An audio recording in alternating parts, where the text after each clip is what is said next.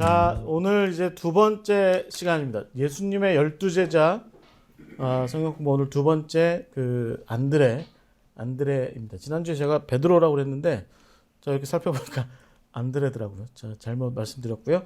자, 오늘은 이제 안드레 얘기를 시작해 보도록 하겠습니다. 잠깐 기도하고 시작하겠습니다. 주님의 은혜를 감사드립니다. 주님, 우리가 다시 모였습니다. 주님, 이 자리 가운데서 우리가 말씀을 나누고자 합니다. 주님, 특별히 주님의 제자들, 그들의 삶과 사역과 또 그들의 마지막 순간들까지 우리가 살피는 가운데 제자로 살아간다라고 하는 것에 대한 그 의미를 다시 한번 돌이켜보고 생각해보는 귀한 시간 갖고자 합니다. 성령께서 인도하여 주셔서 주님, 무엇보다 우리도 그들과 더불어 부름받은 제자들임을 잊지 않게 하여 주시고 이 땅을 주님의 제자로서 살아가는 우리 귀한 성도들, 우리 귀한 주님의 자녀들, 또 부름받은 제자들 될 수 있도록 이끌어 주시옵소서. 시작합니다. 마치는 시간까지 성령께서 이끌어 주시고 주장하여 주시옵소서. 예수 그리스도의 이름으로 기도하옵나이다. 아멘. 그 12제자 오늘 두 번째 시간 안드레입니다. 안드레. 영어 이름으로는 지금 여러분 보시는 것처럼 앤드류죠. 앤드류. 영국 왕자도 앤드류가 있죠. 네. 우리 한 집사님 잘하시네. 자, 이야기에 앞서서 이 안드레의 이야기에 관련해서 우리가 성경과 그다음에 기독교 전통에서 안드레에 대해서 이야기하는 방식이 있어요. 요거는 그냥 이렇게 그냥 안드레는 그냥 안드레지 라고 이야기하는 것이 아니라 우리가 예수님의 12제자 가운데 특별히 이 안드레라는 사람을 어떤 방식으로 우리가 이렇게 나누는지에 대한 그 패턴이 있습니다. 패턴이 있는데 그 패턴이 뭐냐면 지금 여러분 보시는 것처럼 영웅의 여행. 그래서 여러분 그 영웅들의 보통 이렇게 서사시 이런 게 있죠. 예를 들면 대표적으로 인류 최초의 문학이라고 하면 길가메시라고 하는 사람의 서사시. 길가메시 그러면 요즘 무슨 무슨 그 마블 영화에 나오는 우리나라 배우 누구죠? 마동석. 마동석이 요즘에 길가메시적으로 영화에 나오는데 근데 사실은 이제 뭐 굉장히 오래된 홍수 이야기도 노아의 얘기랑 굉장히 닮은 홍수 이야기도 들어있는 그 길가메시의 서사시, 그것도 길가메시라고 하는 그 영웅이 우르크의 왕인 영웅이 어떻게 세상을 다니면서 세상을 구했느냐 뭐 이제 이런 얘기를 다루는 건데 그 영웅담을 좀 잘 지켜봐야 될 필요가 있어요. 여러분 그 영웅의 특징이 뭘까요? 딱 들어보시면 다 아세요. 우리나라 드라마도 이 영웅담이랑 굉장히 많이 닮아 있어요. 무슨 주몽 나오는 왕건 뭐 이런 고대 그 영화 드라마 뭐 이런 거 보면 다 비슷해요. 이야기가. 부모 잘못 만났고 일단 그래서 좀 어렸을 때 고생을 좀 하고 그리고 이제 쫓겨나죠. 그래서 돌아다니는데 보통 사람이 아닌지라 웬만한 일을 겪으면 다 능히 해결하고 다 완수하고 뭐 합니다. 그러면서 이게 점점 어떤 과제가 주어집니다. 헤라클레스가 영웅이 되려고 10개의 그 과제를 수행했다는 얘기가 있잖아요. 뭐 히드라도 잡아와라 뭐 그런 얘기 있었는데 그래서 이제 그걸 다 해결하고 나면 영웅이 돼 있는 거죠. 지금 여러분 화면에 보시는 그 페르세우스 같은 사람이 이제 영웅인데 이 페르세우스의 과제가 뭐였을까요? 저기 오케아노스라고 지중해를 넘어서 아틀라스가 지구를 떠받들고 있는 곳을 넘어가서 지금의 대서양쯤에 가면 고르곤이라고 부르는 괴물 삼형제가 살고 있는데 그 중에 한 녀석이 여자인데 메두사라고 이름이 붙어 있는 괴물이 있다. 그러니까 메두사가 뭔지 아세요? 머리카락이 다 뱀으로 돼 있는. 근데 그 얼굴을 딱 쳐다보면 보는 사람은 다 돌이 된다는 그런 괴물이에요. 그래서 이제 페르세우스가 그 과제를 갖죠. 그래서 그 과제를 해결하러 가죠. 가는 길에 이제 지구를 떠받들고 있다는 아틀라스 신도 만나고 아틀라스 신이 그 메두사가 어디 있는지 가르쳐주고 돌아오는 길에 메두사 목을 가지고 오면 나 지구 떠받들고 있느라고 너무 힘드니까 나를 좀 돌로 만들어줘라. 그래가지고 이제 페르세우스가 메두사의 목을 쳐서 가지고 오면서 돌아오는 길에 아틀라스한테 메두사를 딱 이렇게 보여줘서 그 돌이 됐어요. 그래서 그게 어디에 있냐면 지금 모로코에 가면 아틀라스 산맥이라고 있는데 그게 아틀라스 신이라는 신화의 얘기죠. 신화의 얘기. 근데 여러분 이게 다 이런 얘기가 다 뭐냐면 과제가 있어요. 과제가. 근데 이제 그 과제를 멋지게 아주 훌륭하게 그 다음에 아주 그 용기 있게 담대하게 해결해 나가는 그런 얘기죠. 성경에도 여러분 이런 패턴의 얘기가 있죠. 누가 있을까요? 요셉. 네. 어렸을 때 형들 잘못 만나 구덩이에 빠지고 노예로 팔려가고 우여곡절 끝에 영웅으로 등극하죠. 총리 대신이 딱 올라가잖아요. 또 비슷한 사람 누가 있을까요? 다윗 대표적으로 다윗 뭐 이런 사람들이죠. 성경에는 뭐 이런 영웅들이 많이 등장하진 않아요. 뭐 모세도 이제 비슷한 계열에 올라가고. 근데 중요한 것은 이 영웅의 여행이 있는데 영웅의 여행의 특징이 뭐냐면 아주 어려운 과제가 있고 그 어려운 과제를 끝끝내 해결해 나가는 모험의 여행이 있다. 모험 여행이 있다. 뭐 이게 굉장히 중요한 이야기입니다. 그래서 우리가 이제 안드레를 공부하잖아요. 어디 가서 들을 수 없는 성경 공부, 강신덕 목사의 성경 공부. 이게 안드레의 얘기를 하는데 왜 갑자기 영웅 얘기를 할까? 근데 이제 이 사람 얘기를 반드시 알아야 돼요. 이 안드레 얘기를 제대로 잘 이해하려면 안드레를 이해하려면 이 사람을 이해해야 돼요. 여러분 화면에 나와 있는 게 뭐죠? 트로이의 목마. 네. 이 사람은 이제 이걸로 유명합니다. 일리아드라고 하는 호메로스의 서사시에 트로이 전쟁이 있었고 그 전쟁의 막바지에 10년 전쟁을 치르는데 10년 전쟁의 맨 마지막에 전쟁이 안 끝나니까 이 사람이 꾀를 써가지고 나름대로 지혜를 동원해서 트로이 목마를 만들어서 그 안에 그리스인 병사 45명을 넣어놓고 이제 다 물러간 것처럼 전염병 나서 물러간 것처럼 하고 트로이 사람들이 이제 전쟁에서 이겼다 막 그래서 자축하고 이제 이 목마를 끌고 굳이 트로이 성 안으로 갔을 때 모든 사람들이 다 자축하느라고 다 취해 있을 때 트로이 목마 안에 있던 45명의 유명 그 용사들이 그리고 이 사람도 여기에 끼어 있었죠.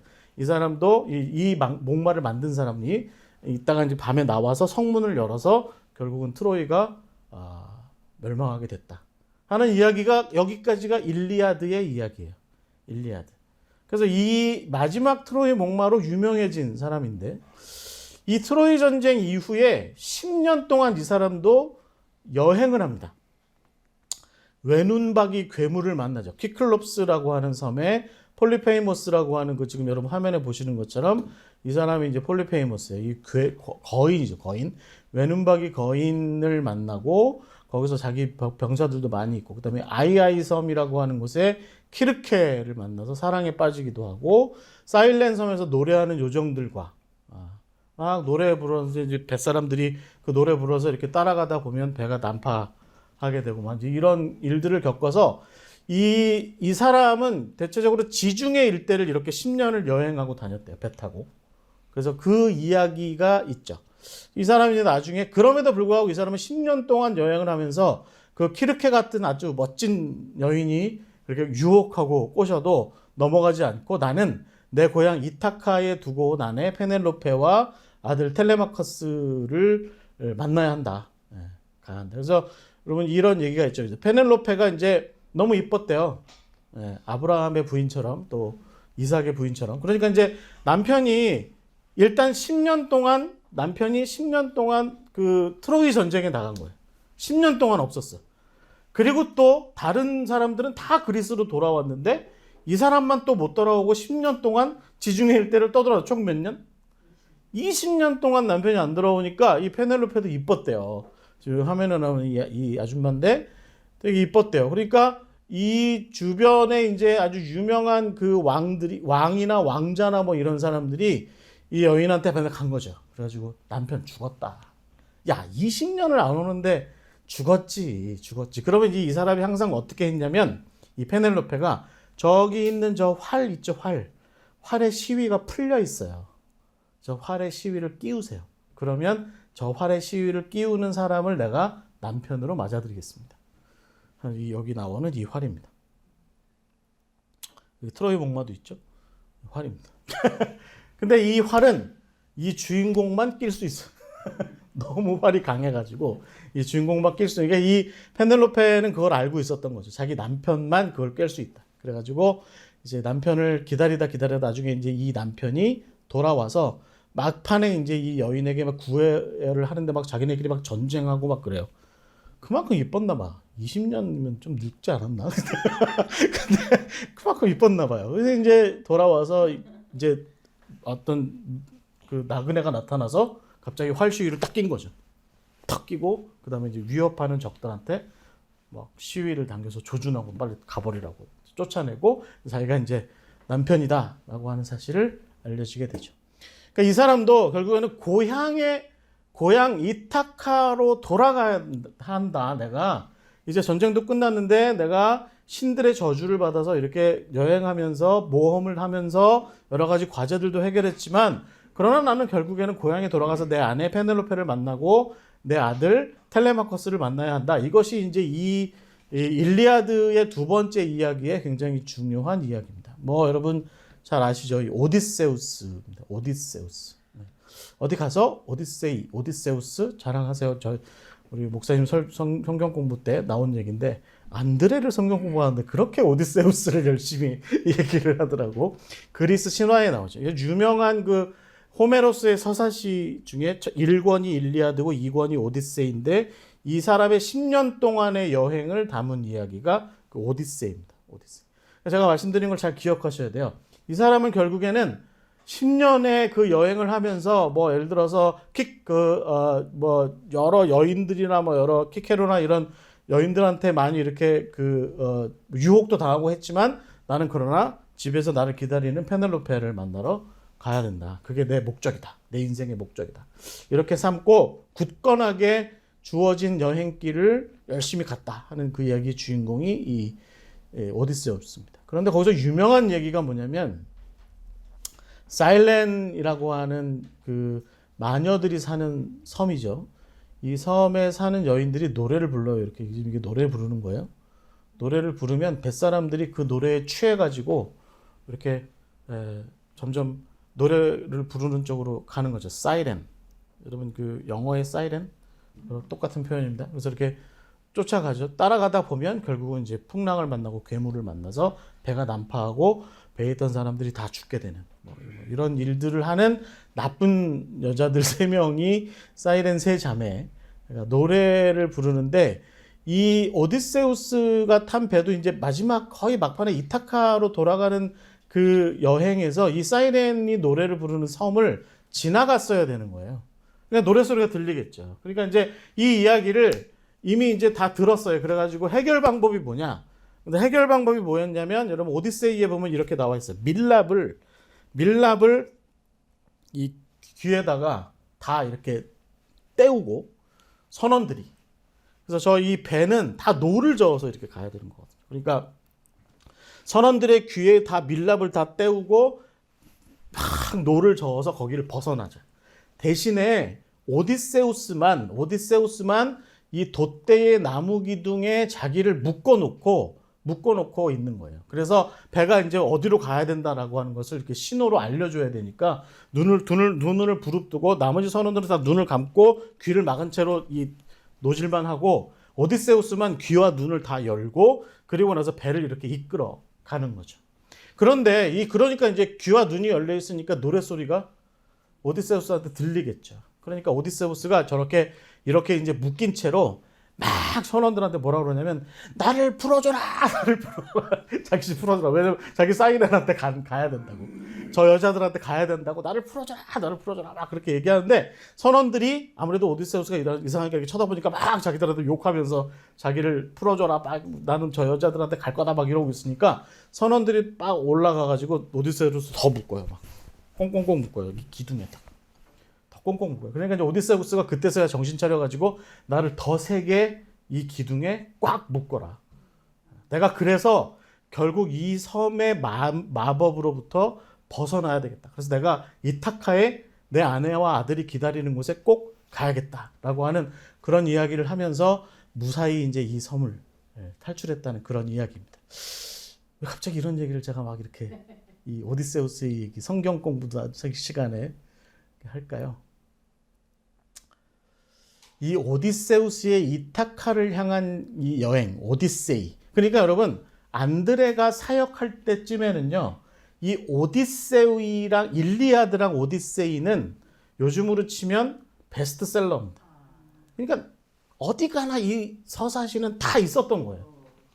사람들이, 그리스 사람들이면, 적어도 헬라어를 읽을 줄 아는 사람들이면 이 호메로스의 오디세이와 일리아드를 다 읽을 줄 알고 이 이야기를 다 알아. 오디세우스의 얘기도 다 알아요. 다 알아요. 그래서 웬만한 사람들은 이 오디세우스에 나와 있는 서사시의 한 구절쯤은 멋지게 이렇게 외울 줄도 아는. 뭐 예를 들면 아까 제가 이제 이 첫 번째 좀 전에 화면에서 오디세우스가 어떻게 얘기했어요? 나를 더 칭칭 동여매라 뭐 이런 식으로 이제 막 어떤 무슨 연극 대사하듯이 이렇게 훌륭하게 이렇게 읊었겠죠. 네. 제가 사실은 집에 오디세이 책이 있는데 그걸 들고 와서 이 대목을 좀 읽어드릴까 했는데 네, 졸릴까 싶어서 안 갖고 왔는데 읽어도 될 뻔했네. 그 대목이 있어요. 그 딱 굉장히 시적으로 호메로스가 잘 써놓은 그 대목이 있는데 그거 읽어보면 굉장히 극적이거든요. 나중에 한번 제가 읽어드릴게요. 자, 근데 중요한 건 뭐냐면 그러니까 여러분 배의 기둥 돛대에 묶여 있는 오디세이의 모습을 잘 차용해서 안드레 행전이 있어요. 그러니까 우리는 이걸 위경인데 성경에는 안 나와 있죠. 근데 위경이 안드레 행전이 있는데 이 안드레 행전에 어떤 모습이 나오냐면 지금 여러분이 화면에 보시는 안드레가 X자형 십자가에 달려 죽었는데 마지막 천국으로 가는 그 마지막 여행길을 저 X자형 십자가에 매달린 채 뭐라고 얘기했냐면 나를 이 기둥에 더 꽁꽁 묶어라 라고 얘기를 한 거예요. 안드레가. 그 오디세이가 이타카로 가는 여행길에 돛대에 묶여서 한 얘기와 안드레가 마지막 X자형 십자가에 달려서 순교하면서 그 묶인 채로 했던 얘기가 너무 닮아 있는 거죠. 그러니까 이제 이 안드레 행전이 이제 아주 후대에 나와요. 2세기 넘어서 나와. 2세기 넘어서 나오는데 그러니까 실제로 성경은 아니죠. 그런데 이제 안드레 얘기가 이제 회자되는 게 있었던데 그걸 모아서 이렇게 만들었는데 그 얘기를 이렇게 안드레 행전을 정리할 때 오디세이의 이야기를 잘 이렇게 살펴서 비슷하게 쓴 거예요. 사람들이 오디세이의 분위기를 아니까 이 안드레 행전도 그런 느낌으로 이렇게 읽어 내려간 거죠. 그래서 이제 안드레는 바로 이 마지막에 풀려날 수 있었어요. 그러니까 사이렌의 목소리가 있었던 거야. 너 괜찮아. 내려올래? 그때 안드레가 뭐라고 했냐면 나를 이 십자가에 더 꽁꽁 묶으세요. 내가 하나님께 갈 겁니다. 예수님께 갈 겁니다. 이렇게 외쳤던 사람입니다. 자, 안드레. 영어로 앤드류. 그 다음에 뭐 헬라식으로 얘기하면 안드레아스. 뭐 이제 이렇게 이야기합니다. 이 뜻이 뭐냐면 안드로포스라고 읽는 게 맞을 것 같아요. 안드로포스인데 이게 무슨 뜻이냐면 사람이라는 뜻인데 특히 남자라는 뜻이에요.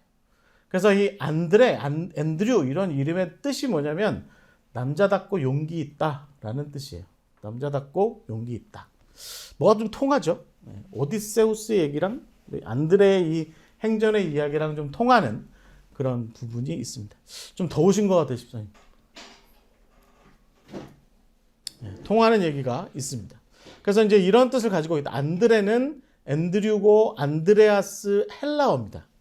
그리고 안드로포스, 남자답고 용기 있다, 뭐 이런 표현으로 쓰는 그런 사람이다라는 겁니다. 여러분, 흥미롭죠? 누구의 동생이에요? 베드로의 동생이잖아요. 베드로는 피터죠. 그러니까 페트로스입니다. 이게 이제 헬라어로 페트로스인데 페트로스는 나중에 예수님께서 지어준 이름이에요. 원래 이름은 뭐예요? 시몬. 누구의 아들? 바요나. 지난주에 배웠죠, 우리? 요나의 아들 시몬. 아버지가 요나라고 제가 말씀드렸죠. 바돌로메는 누구의 아들이라고요? 돌로메의 아들. 돌로메의 아들. 네. 바디메오는 디메오의 아들. 네, 그런 겁니다. 자, 이 근데 여러분 이상하지 않으세요? 유대인이에요. 유대인인데 베드로는 시몬, 유대식의 이름을 가지고 있는데 형은, 동생은 안드레라는 이름, 그러니까 헬라식의 이름 안드레 외에는 알려진 게 없어요. 이 사람의 이름 성경 어디에도, 혹은 심지어 안드레 행전에도 안드레 원래 이름, 그러니까 시몬 같은 식의 어떤 집안에서 썼을 법한 그 이름이 뭔지는 몰라요. 바요나는 아마 베드로가 형이니까 장남이니까 가져갔을 테고, 안드레는 그런 식의 이름이 아마 없었을 수도 있는데, 어찌됐든 어렸을 때부터 뭐 시몬처럼 이렇게 유대식으로 불려졌던 이름은 있었겠죠. 근데 알려지지 않았고, 우리가 아는 건 헬라식의 이름, 그 당시로서는 그리스식의 이름, 유대인인데 그리스식의 이름 안드레라고 하는 이름이 우리한테 알려져 있습니다. 이 사람은 이제 공관복음서에 주로 많이 나와요. 근데 어떻게 나오냐면, 일단 제가 좀 전에 말씀드린 것처럼 베드로의 형제다, 동생이다, 동생. 그 다음에 이제 벳세다 출신이다. 가버나움에서 아마 형네 집에서 살았을 가능성이 높다. 직업은 어부였을 거다. 그런데 이제 저는 여기서 살짝 추측을 합니다. 이건 이제 이 성경 공부에 강신덕 목사의 추측입니다. 뭐냐면 아마도 수산업 중개업을 하지 않았을까라는 생각을 가져봐요. 왜냐면 이제 제가 뒤에 이제 그런저런 얘기를 할 텐데, 왜 안드레라는 이름을, 이 헬라식의 이름을 썼을까요? 저도 이제 캐나다에 살 때 제 이름이 쉰이었습니다. 쉰. 그러니까 신덕의 신인데, 신덕을 다 쓰면 사람들이 그냥 써도 돼서 처음엔 그렇게 쓰려고 그랬어요. 근데 신덕을 그렇게 안 읽고 쉰둑 이렇게 읽더라고요. 그러더니 Are you from India? 뭐 이렇게 얘기해요. 인도에서 왔냐? 이렇게 물어요. 생긴 건 그렇게 안 생겼잖아요, 제가. 그런데 인도에서 왔냐고 자꾸 묻더라고요. 근데 왜 그런가 봤더니 이 신둑이라는 이름이, 둑이라는 이름이 그 인도에 많이 쓰는 이름이래요. 그래서 저 인도 부동산 업장한테 전화 많이 받았습니다. 땅 사라고. 계속 저기 밴쿠버에서 맨날 전화 와요. 뭐 부동산이라고. 인도 사람이야, 목소리가 딱 들어보면. 저한테 전화 와요. 제가 인도 사람인 줄 알아요. 근데 여러분, 이게 이제 원래 아마 시몬처럼 아주 유대식의 이름이 있었을 거예요. 그런데 안드레를 더 많이 쓴 거예요. 왜 그랬겠냐 생각을 해보면, 아마도 형은 물고기를 낚고 동생은 그것을 로마 사람들이나 헬라 사람들을 포함한 갈릴리 일대가, 갈릴리가 굉장히 국제적인 곳이었거든요. 그러니까 갈릴리 사람들은 한번 아마 평균적으로 2, 3개 국어는 했을 겁니다. 그러니까 아람어, 히브리어 읽었겠죠. 히브리어. 그 다음에 헬라어, 아마 라틴어 정도. 뭐 3, 4개 국어 정도. 뭐 굉장히 막 이렇게 아주 뭐 학식 있게 잘하지는 못했을지라도 장사해서 밥 벌어 먹고 살 만큼은 했을 법한 얘기예요. 그래서 아마도 형이 우직하게 밤에 나가서 밤새 물고기를 낚으면, 동생이 아침나절에 나가서 형 많이 낚았어? 몇 마리? 153마리? 오케이. 들고 가서 그거를 막달라, 여러분들 아시죠? 이제 막달라에서 뭐 했는지? 막달라에서 물고기 가공했다고 제가 말씀드렸잖아요. 이제 막달라에서 온 가공업자들이 한테 판 거죠. 물고기를. 이제 가버나움의 수산물 판매장에서 판 겁니다. 공판장에서. 그러니까 그런 일들을 아마 하지 않았을까? 아니면 이제 뭐 그 외에 수산업에 관련된 헬라인들하고 섞여서 일을 좀 했을 법한 그런 일들을 하지 않았을까라는 생각을 좀 가져봅니다. 자, 어찌됐든 마태복음 4장에 대표적으로 형과 함께 부름을 받아요. 그물을 이렇게 깁고 있는데 와서 예수님께서 Hey, follow me. 나를 따라와라 라고 얘기합니다. 그래서 내가 너를 사람 낚는 어부가 되게 하겠다라고 말씀하셨고, 베드로와 안드레 그리고 또 누구? 요한과 야고보는 그 자리에서 아버지를 버리고, 베드로와 안드레가 버린 게 아니라 요한과 야고보가 아버지를 버린 겁니다. 근데 나중에 제가 이제 이 두 형제 성경 공부할 텐데 누가 누구를 버린지는 잘 모르겠어요. 요한과 야고보는 나중에도 아마 부잣집 도련님 행세를 좀 한 것 같아요. 나중에 재밌게 제가 말씀드릴게요. 어떤 일이 있었는지. 자, 지금은 안드레니까 안드레가 그렇게 했다는 거죠. 그래서 이제 예수님을 따라갔다. 그래서 예수님의 12제자의 목록에 들어갔다. 라고 하는 이야기가 이제 우리가 알고 있는 공관복음서의 이야기입니다. 요한복음의 얘기는 조금 더 얘기가 달라요. 지난주에 우리가 바돌로메 얘기 함께 했죠. 바돌로메가 어디에 나와요? 요한복음 1장의 나다나엘로 이렇게 등장한다고 했죠. 그 얘기에, 그러니까 나다나엘이 만나는 것보다 앞서서 세례 요한이 세례터에서 자기 제자들을 데리고 많은 사람들에게 세례를 베풀 때 예수님의 제자였던 사람들 중에 몇몇이 먼저 세례 요한의 제자로 있었어요. 그 대표적인 사람이 누구냐면 바로 이 안드레였습니다. 안드레. 그래서 이 안드레가 나중에 세례 요한이 이제 예수님을 딱 이렇게 보면서 지금 여러분 그림에 보시는 것처럼 여기 지금 이렇게 보이는 것처럼 이게 세례 요한이죠. 이 사람이 예수님께서 이렇게 오시는 걸 보니까 뭐라고 얘기해요? 보라, 세상 죄를 지고 가는 하나님의 어린 양이로다. 라는 이런 얘기를 하죠. 그러니까 이 두 명의 제자들이 이렇게 딱 보고서 세례 요한이 그렇게 얘기하니까 진짜요? 그러고서 세례 요한을 버리고 예수님을 따라간 거죠. 학교를 바꾼 거야. 말하자면 학교를 바꿨어요. 그래가지고 아마도 제가 보기에는 예수님이 좀 등록금이 더 쌌을 것 같아요. 그러니까 이쪽으로 이제 전학을 한 거죠. 그래서 예수님의 제자가 된 거예요. 그래서 안드레가 예수님의 제자가 됐는데 이 다음에 제자가 된 다음에 이 안드레가 요한복음 1장 41절 42절에 보시면 요한복음 1장 41절 42절에 보시면 이렇게 되어 있습니다. 40절부터 보시면 요한의 말을 듣고 예수를 따르는 두 사람 중 하나가 시몬 베드로의 형제 안드레라.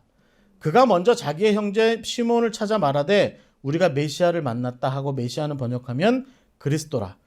데리고 예수께로 오니 예수께서 보시고 이르시되 내가 요한의 아들 시몬이냐 장차 게바라 하리라. 게바는 번역하면 베드로라 하는 얘기입니다. 누가 누구를 소개한 거예요? 안드레가 형 내가 이번에 학교를 바꿨어. 전학을 했는데 미안해 형 허락도 안 받고 전학을 했는데 선생님이 꽤 괜찮아. 내가 보니까 메시아야. 우리도 찾던 메시아야. 한번 만나볼래? 그래서 데려가서 말하자면 소개를 한 거죠. 소개하는 일을 한 겁니다. 그래서 안드레의 이미지가 생각보다 소개자의 이미지가 강합니다.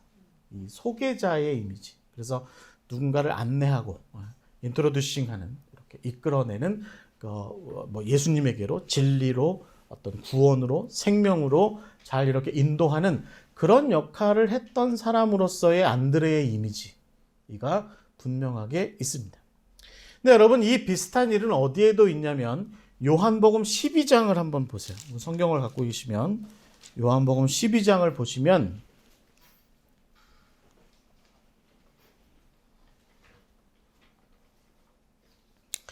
여러분 20절부터 22절 한번 보실까요? 요한복음 12장 20절부터 22절 말씀 이렇게 되어 있습니다. 제가 좀 봉독해 보겠습니다. 명절에 예배하러 올라온 사람 중에 여기 예루살렘입니다. 예루살렘에 올라온 사람 중에 헬라인 몇이 있는데 그들이 갈릴리 베세다 사람 빌립에게 가서 청하여 이르되 선생이여 우리가 예수를 배우고자 하나이다 하니 빌립이 안드레에게 가서 말하고 안드레와 빌립이 예수께 가서 여쭈었다. 이렇게 되어 있습니다. 여기서도 지금 안드레는 어떤 이미지예요? 빌립도 그랬죠. 빌립도 지난주에 우리가 바돌로메를 예수님께 소개한 사람이 빌립이었잖아요. 지금 안드레가 지금 주로 어떤 역할을 하고 있어요? 소개자.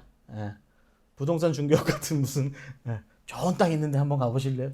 메시아님이 나타나셨는데 한번 만나보실래요? 그런데 이 헬라 사람들은 예수님에 대한, 그러니까 요한복음 12장이니까 예수님에 대한 소문을 이미 다 듣고 있는 와중에 예수님을 좀 만나고자 했는데 그 예수님을 만나도록 주선해 준 사람이 빌립과 안드레였다라고 하는 얘기입니다. 빌립과 안드레. 그러니까 여러분 여기서 우리가 이제 이 안드레라는 사람의 모양새를 좀 이렇게 해서 이 모양새를 좀 갖춰 볼 필요가 있습니다. 뭐냐면 첫 번째는 안드레라는 이름 자체가 제가 서두에 말씀드린 것처럼 헬라식 이름이라는 거예요. 이 헬라식의 이름을 가지고 있던 사람이니까 아무래도 뭔가 갈릴리에 살면서도 헬라 사람들하고 뭔가 연관성이 좀 있었던 모양이에요. 헬라 사람들하고. 그래서 근데 나중에 12장에 보니까 빌립이 안드레한테 얘기했고 안드레가 그래서 빌립과 더불어서 헬라 사람들을 지금 여기 화면에 보시는 것처럼 이 사람이 아마 안드레겠죠. 이렇게 해서 소개를 하는 거죠. 지금 자세가 어때요? 손가락도 보면 저기 누가 있어요 지금. 뭐 이렇게 이제 이렇게 얘기하는 거잖아요. 가서 보세요. 좀 선생님 찾아왔어요. 뭐 이런 얘기죠. 그러니까 이런 자세를 보면 뭔가 좀 헬라적인 어떤 헬라 사람들과의 관계도 좀 충분히 있고, 그리고 소개하는 거 잘하고, 또 이렇게 소개받는 것도 잘하고, 이게 거간꾼 같은 모습이 성경에 분명하게 드러나는 거죠. 그러니까 제가 이제 이야기를 다시 돌아가자면 베드로와 안드레 둘 다가 배 위에서 물고기를 잡았을 것보다는 베드로는 제가 보기에는 요한과 야고보 형제, 그러니까 세베대의 집안 사람들과 같이 해서 아마 물고기 잡는 일을 어업을 좀 했을 거고, 제가 전에 한번 말씀드렸죠. 갈릴리에서 어업 활동하는 배가 규모가 작지 않았다. 그러니까 이제 세베대는 꽤 이제 말하자면 선주 같은 역할을 했고, 베드로는 아마 거기에 이제 동업자 같은 위치에 있었을 것 같은데, 거기에서 안드레는 지금 여러분 얼굴도 보기에도 어디 가서 어부질 것 같은 얼굴은 아니죠.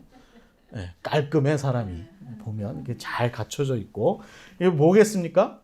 사업가적 모습이 좀 많이 있어 보이죠. 그래서 여러분 제가 이거는 이제 뭐 명확하게 이렇게 얘기하는 어떤 근거를 가지고 말씀드리는 거라기보다는 우리가 이제 성경 공부를 하는 입장에서 볼 때 이 안드레가 어부로서의 삶을 살았다기보다는 처음에는 아마 어부로서 출발했겠죠. 그런데 하다 보니 자기는 그물을 낚는 거, 그물질을 하는 것보다는 낚은 물고기를 갖다 팔아먹는 일이 훨씬 더 내가 더 잘해 라고 생각하니까 이제 형이 낚은 물고기를 갖다가 팔아먹었는데, 뭐 그게 저기 로마 사람들이건 아니면 헬라 사람들이건 유대인이건 누구이건 다 팔아먹은 거죠. 이렇게 팔다 보니까 사업적 관계가 좀 이렇게 있었고, 그리고 나서 나중에 예루살렘에서 뭐 이건 설화상으로는 좀 이 초기 교회의 설화랑 좀 통하는 얘기가 있긴 한데, 이 요한복음 12장의 얘기가, 근데 제가 오늘 그 얘기는 좀 안 할게요. 왜냐면 너무 복잡한 얘기라 그 얘기하기 시작하면 그것만 해도 1시간 떠들어야 돼요. 그러니까 그건 좀 멈추고 여기까지만 하고,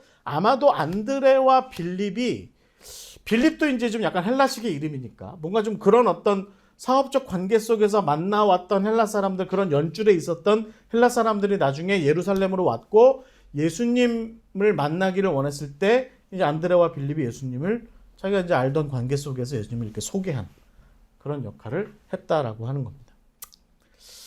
자, 이제 제가 이 안드레를 소개자적 입장이라고 하는 역할로 많이 강조했습니다.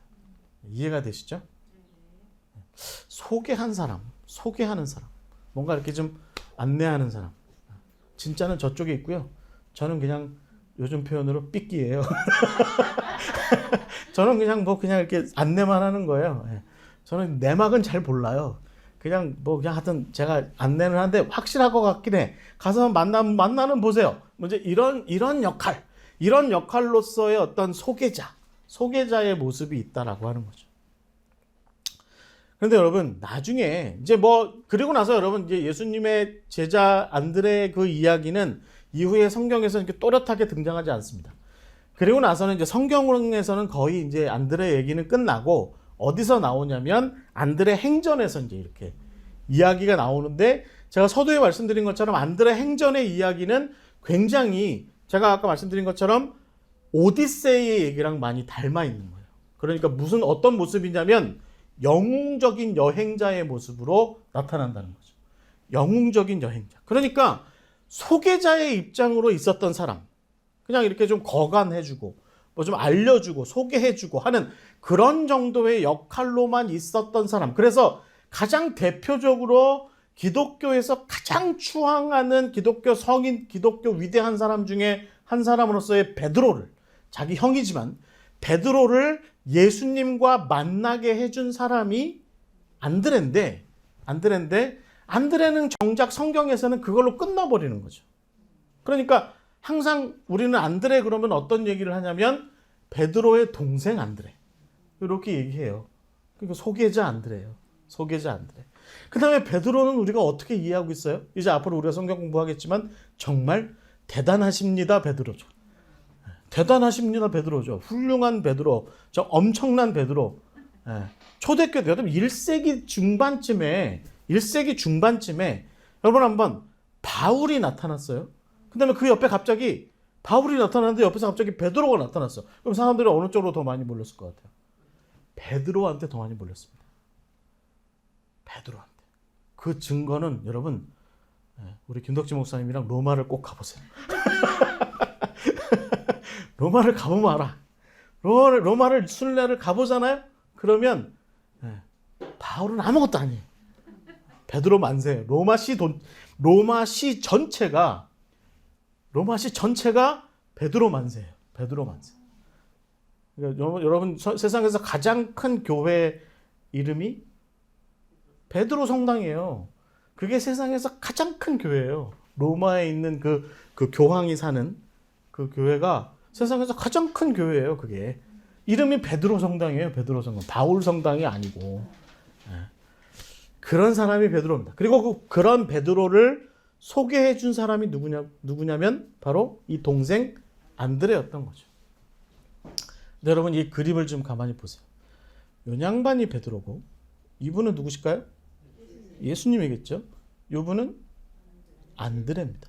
흥미롭게 여러분 베드로는 어디 가나 베드로가 베드로다라고 하는 걸 알 수 있어요. 어떻게 아냐면 예수님보다 늙어 있어요. 근데 실제 나이가 베드로가 정말 예수님보다 좀 나이가 많았을 거라고는 추측을 해요. 그런데 요 따위로 많았을 거라고 생각하지 않아.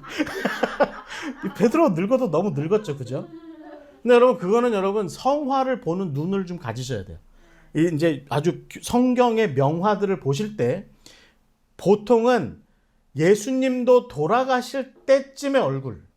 그러니까 우리 아까 성전사님 돌아가신 남편분 그 우리 오인표 목사님 나이대라고 그리고 그 사람 이렇게 쳐다보면 지금 우리 김일거 목사님 쳐다보면 돌아가신 남편분 생각나신다고 똑같은 거죠.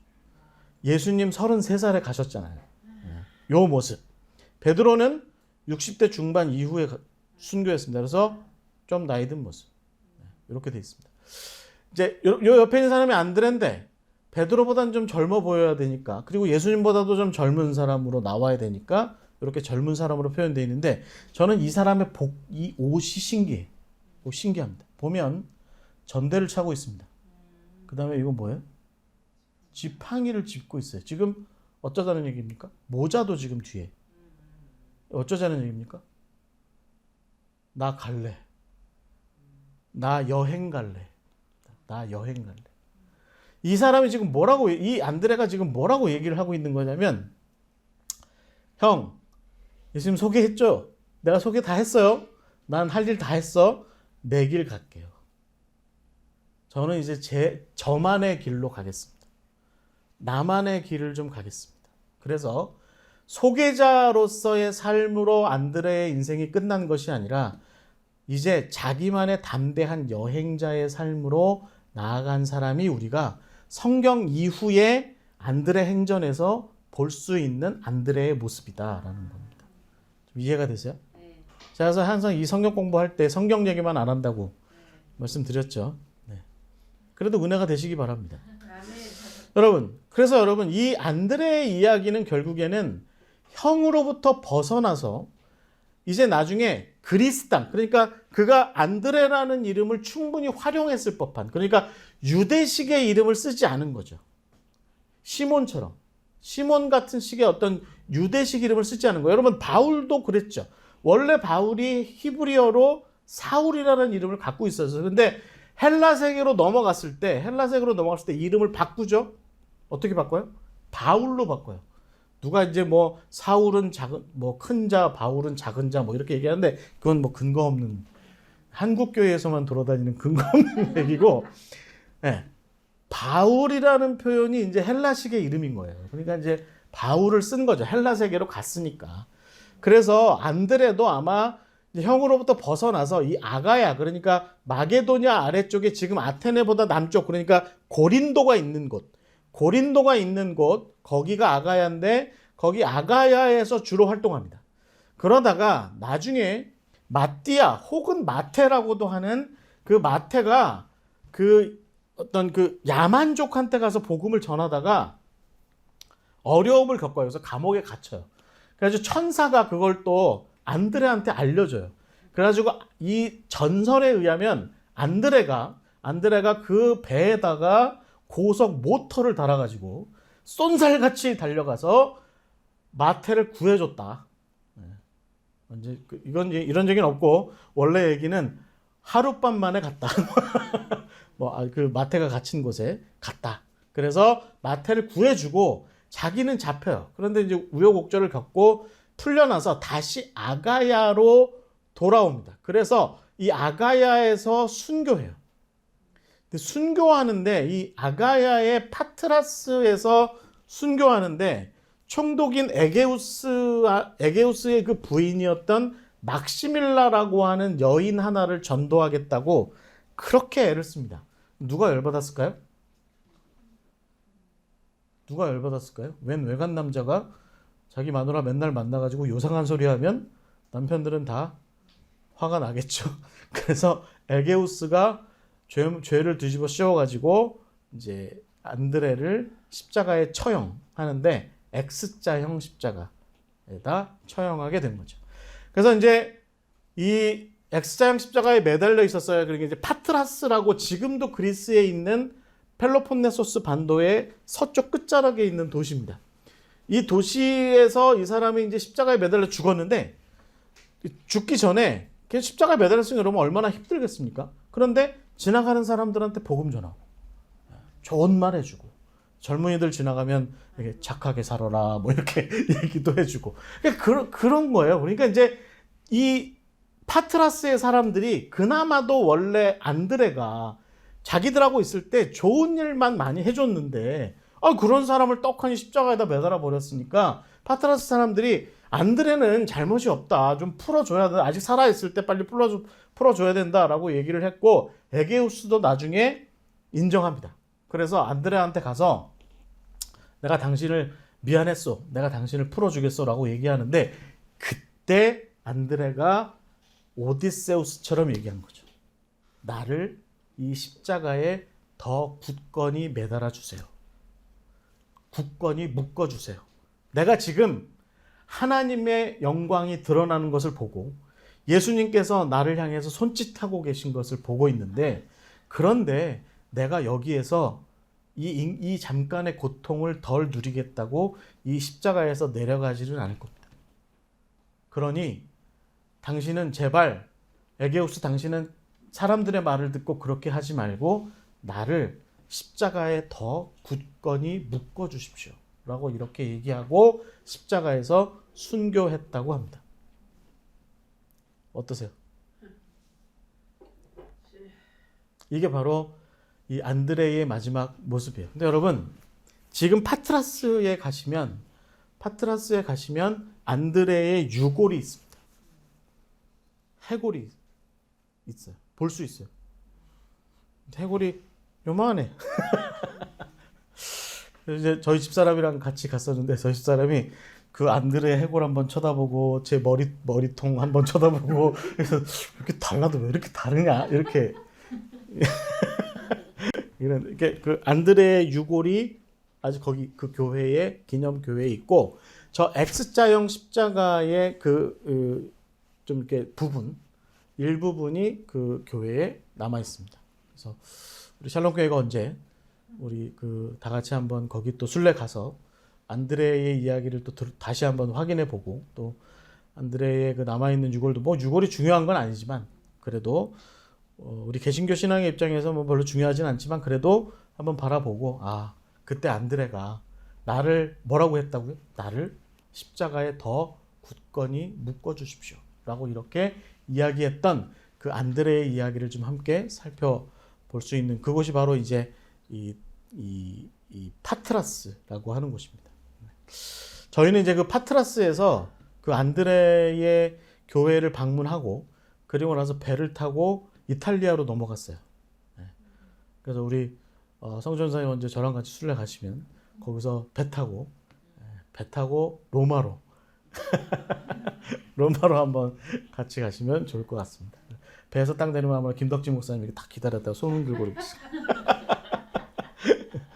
우리가 언제 한번 이 그리스 로마도 한번 방문하면 좋은데, 뭐 그리스 로마 이런 곳에 그리스 로마의 신화적인 그런 어떤 신전이나 뭐 이런 것만 있는 것이 아니라 이런 우리 예수님 초기 시대의 제자들의 이야기들도 굉장히 많이 있다라고 하는 걸 좀 기억하시고, 이 안드레의 이야기 한번 깊이 한번 묵상해 보시면 좋을 것 같습니다. 여러분, 그래서 여러분 좀 이렇게 좀 정리해 보면 좋을 것 같아요. 제자 안드레 어떤 사람이냐? 늘 형의 뒷자리에 있었던 사람이에요. 여러분 지금 이렇게 화면에도 이 그림에 어떻게 보이실지 모르겠는데 이 사람이 누굴까요? 수염 나고 늙어 보이죠? 베드로. 머리에 뭐가 이렇게 씌어져 있죠. 그다음에 이 사람이 베드로 뒤에 있으니까 안드레입니다. 예수님이 있고. 그러니까 늘 베드로보다 좀 뒤서 있는 사람. 그 사람이 바로 이 안드레입니다. 그러니까 시작은 이 안드레가 그냥 형의 뒷자리에서 그냥 형과 예수님 사이에 서서 형을 예수님께 소개하는 정도의 삶으로 그냥 그렇게 살아갔던 사람이었지만, 그러나 기회가 닿았을 때 안드레는 스스로 자기만의 위대한 선교 여행을 떠났던 사람, 그가 바로 안드레였다라고 하는 것입니다.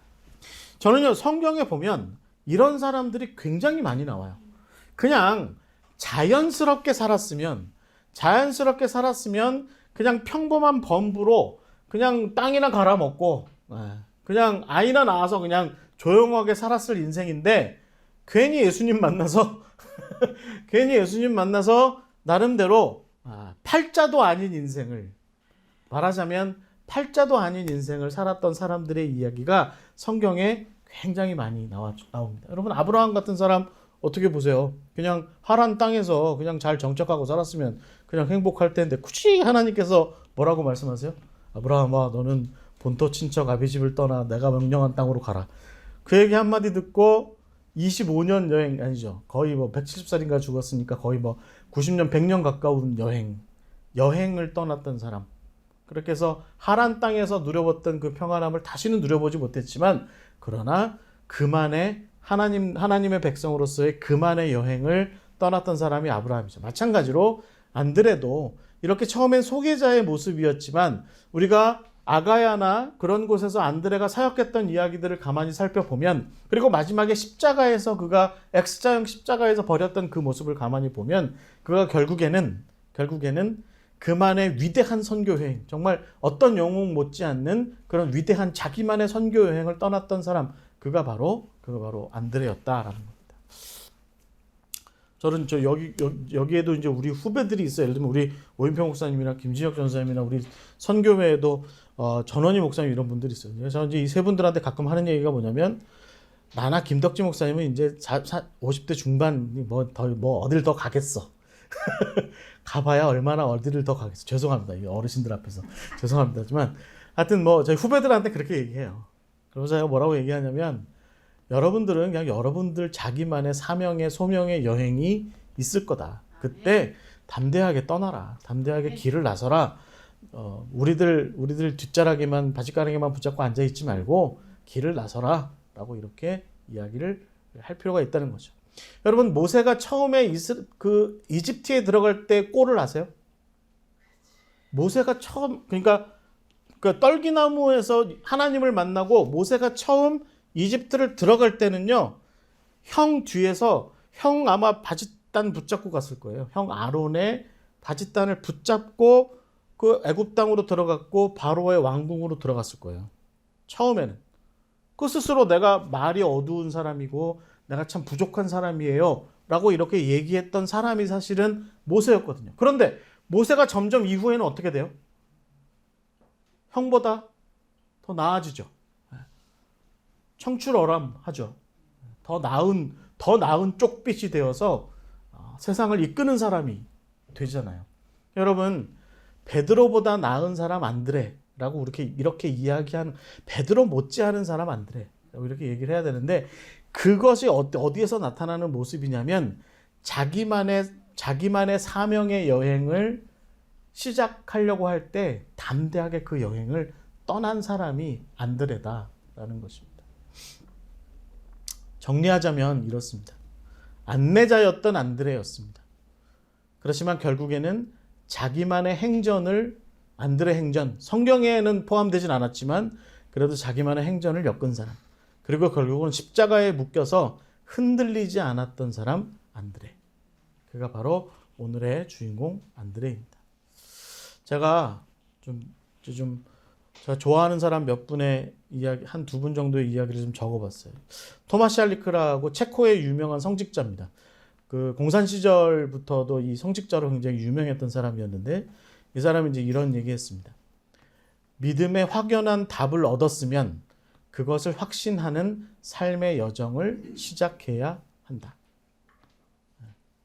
말로만 믿고 여행을 떠나지 않으면, 믿음의 여행을 떠나지 않으면 그건 옳지 않다는, 토마스 샬리크가 그런 얘기를 했습니다. 여러분, 안드레도 이렇게 여행을 떠났고 우리도 역시 마찬가지입니다. 우리 각자의 부르심이 있죠. 그 부르심에 합당하게 우리만의 믿음의 여행을 떠나야 할 줄 믿습니다. 네, 우리 강명선 선생님 이제 다 마치고 돌아오신 건데 죄송합니다. 죄송합니다. 또 부르실지도 뭐 어떻게 알아요. 아멘을 안 하시네. 그 얼마 전에 타계한 굉장히 유명한 기독교 철학자죠. 그 라비 자카리아스가 이런 얘기도 했습니다. 잘 시작하는 것은 순간의 문제다. 그러니까 안드레의 얘기가 이제 여기에 통하는 얘기일 것 같아요. 그냥 잘 시작하는 거, 그건 아마 순간의 문제다. 그거 예수님이네. 형, 저기 예수님 있어. 이런 얘기하는 거 그냥 순간의 얘기야. 그런데 잘 끝내는 것은 인생을 거는 문제다. 잘 끝내는 게 굉장히 중요하다. 이런 얘기를 했다라고 하는 것입니다. 자, 여러분, 결론적으로 이런 이야기를 좀 하고 좀 마칠까 합니다. 이제 50분 정도 시간이 지났으니까 끝날 때가 됐습니다. 고생하셨어요. 옛날에 제가 아는 어느 목사님이 부흥회에서 찬송가를 부른 거예요. 십자가 튼튼히 붙잡고. 갑자기 목사님이 잠깐 멈춰 다시 십자가 단단히 붙잡고. 다 이렇게 하라는 거예요. 이렇게 찬송을 이렇게 불러야 된다는 거예요. 든든히가 아니라 단단히. 막 앞에 권사님들이 막 웃으면서 그다음부터 십자가 단단히 붙잡고 이렇게 찬송 부르는데 재밌더라고요. 네. 십자가를 단단히 붙잡고 자기만의 소명 여행을 떠나는 것. 안드레처럼. 이것이 사실은 우리가 안드레를 공부하는 모습일 것 같습니다. 여러분, 자, 그래서 이제 좀 정리하자면 서두의 오디세우스의 이야기. 10년 동안의 여행. 그러나 단 한순간도 이타카에 자기 아내 페넬로페와 텔레마커스 아들이 기다리고 있는 그 이타카를 향한 걸음을 내려놓지 않고 그 향한 그 발걸음에서 오히려 이 길에 나를 더욱더 굳건히 묶어라! 라고 얘기하고 외쳤던 그 오디세우스처럼 안드레도 하나님 나라를 향한 그 마지막 소명의 발걸음에서 나를 이 십자가에 더욱더 꽉 묶어주십시오! 라고 그렇게 이야기했던 사람이 바로 이 안드레다라고 하는 것이죠. 우리도 역시 마찬가지인 것 같아요. 저 그림에 나와 있는 저 모습처럼 십자가를 단단히 붙잡고서 자기만의 소명 여행을 떠나는 것이 오늘 우리에게 굉장히 중요한 부르심이 아닐까라는 생각을 가져봅니다. 안드레 얘기했습니다. 혹시 질문 있으십니까?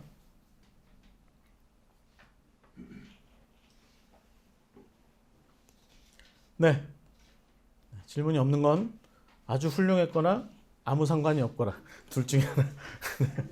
감사합니다. 기도하고 마치겠습니다. 하나님 감사합니다. 오늘도 우리에게 귀한 말씀 허락하여 주심을 감사드립니다. 우리가 오늘 배운 말씀처럼 안드레가 처음에는 그저 그런 형을 예수님께로 소개했던 소개자의 모습이었으나 그러나 그만의 믿음의 행전을 거듭하면서 결국에는 위대한 믿음의 여행자로서 거듭나고 일어섰음을 우리가 오늘 성경 공부를 통해서 함께 배웠습니다. 주님, 우리도 역시 담대하게 우리만의 소명의 믿음의 여행을 떠날 수 있도록 주여 우리에게 힘을 주시고 능력을 허락하여 주시옵소서. 우리가 그저 그런 지금의 모습에 머물러 있지 않게 하여 주시고 지금의 모습보다 더 진일보한 성숙하고 성장한 잘한 모습으로서의 하나님의 일꾼으로 설 수 있도록 주여 우리를 이끌어 주시고 하나님 우리를 잘하게 하시고 새롭게 하시고 주의 사람으로서 담대하게 주의 사명의 자리로 나아갈 수 있도록 이끌어 주시옵소서. 이제 한 주간 세상 가운데의 삶 지켜주시고 인도하시며 시험 들지 않게 하시고 믿음 가운데 살아가게 하시고 모든 불의함 가운데에서라도 주님의 십자가의 길을 내려놓지 않도록 지켜주시옵소서. 무엇보다 우리 샬롬교회가 진행하는 순례의 길, 우리가 순례하는 길 전시회와 음악회의 모든 일정들 시간들 곳곳에서 주님 지켜주시고 주님 은혜의 시간, 참다운 어떤 성찰의 시간, 기도하는 시간, 그렇게 해서 하나님께 더욱더 가까이 이르는 우리 샬롬교회의 발걸음 될 수 있도록, 우리 토비아의 발걸음 될 수 있도록 지켜주시고 인도하여 주시옵소서. 예수 그리스도의 이름으로 기도하옵나이다. 아멘. 마치겠습니다. 감사합니다.